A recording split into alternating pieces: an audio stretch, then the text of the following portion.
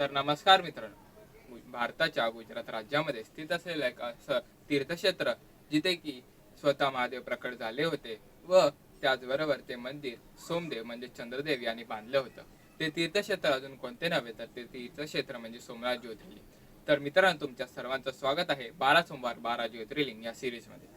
मित्रांनो, गुजरात राज्याच्या सौराष्ट्राच्या किनाऱ्यावरती स्थित असलेले एक भव्य मंदिर तीर्थक्षेत्र म्हणजे सोमनाथ ज्योतिर्लिंग.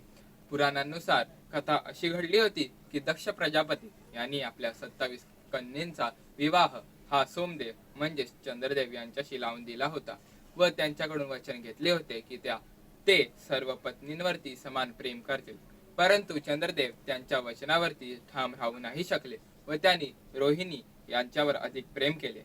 ही गोष्ट पाहून दक्ष प्रजापती अत्यंत रागावले व त्यांनी चंद्रदेव यांना श्राप दिला की पुढील 15 दिवसात तू शयन पावशील. त्या शापापासून मुक्त होण्याकरिता चंद्रदेव यांनी महादेवाची कठोर तपश्चर्या केली व त्याच तपश्चर्येवरून प्रसन्न होऊन स्वतः महादेव प्रकट झाले व चंद्रदेवाला अनंत ज्योतीचा आशीर्वाद दिला.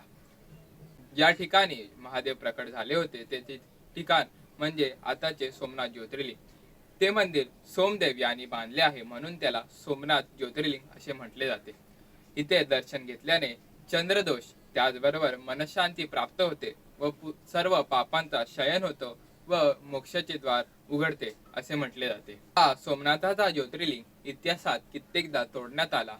आक्रमणकाऱ्यांनी ह्या मंदिराला विध्वंस केला होता, परंतु तेवढ्याच वेळा मराठे, राजपूत व अनेक हिंदू राजांनी त्या सोमनाथ ज्योतिर्लिंगाची पुनर्स्थापना केली व आजच्या काळातला सोमनाथ ज्योतिर्लिंग हा चालुक्य शैलीत बनलेला आहे व त्याचबरोबर तो समुद्र किनाऱ्यावरती असल्यामुळे अत्यंत सौंदर्यपूर्ण दिसून येतो.